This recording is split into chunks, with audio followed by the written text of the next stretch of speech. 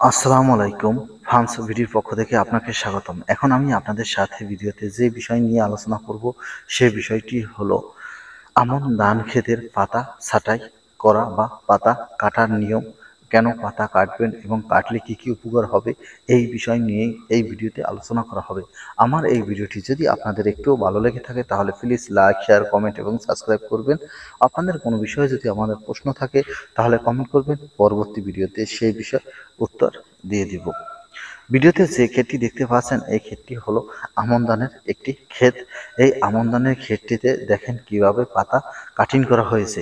এই পাতা কাটিং করার কারণ হলো যে অতিরিক্ত ধান গাছ বড় হয়ে যাওয়ার কারণে বা উর্বরতা বেশি থাকার কারণে এর জন্য বা অতিরিক্ত লম্বা হয়ে গেলেও এই ধানের পাতা কেটে দিতে হয়। এই পাতা কেটে দিলে কি হয়, পাতা ধান খেতে সকল ধান এক সাইজের হয়ে যায়, বড় ছোট থাকে না। এবং তার চেয়েও বেশি যে উপকারটা হয় সেটা হলো পাতা বা ঘাস পাতার ভারে গাছটি নুয়ে পড়ে না।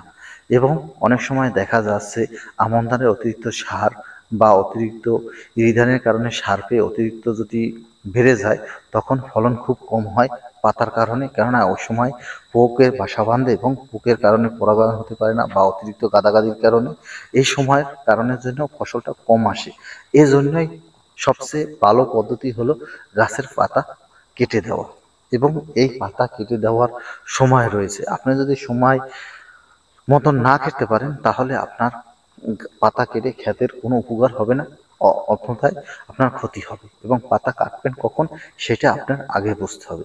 পাতা কাটার হলো ধান গাছ লাগানোর 1 মাস থেকে পর হতে এবং ধানে থোর আসার আগ মুহূর্তে।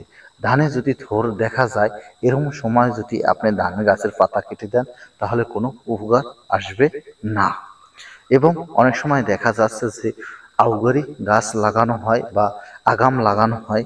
এই আগাম লাগানোর কারণে গাছের গ্রোথ বেড়ে যায় এবং উর্বরতার কারণে গাছগুলো অতিরিক্ত লম্বা হয়ে যায় পানির ভিতর থাকার কারণে। এই অতিরিক্ত লম্বা হওয়ার কারণেই বা অতিরিক্ত গুছি হওয়ার কারণেই অনেক সময় গাছ হয়ে পড়ে বা বাতাসের কারণে নুয়ে পড়ে, তখন ধান চিটা হয়ে যায় এবং ধানের ফলন খুব কম হয়।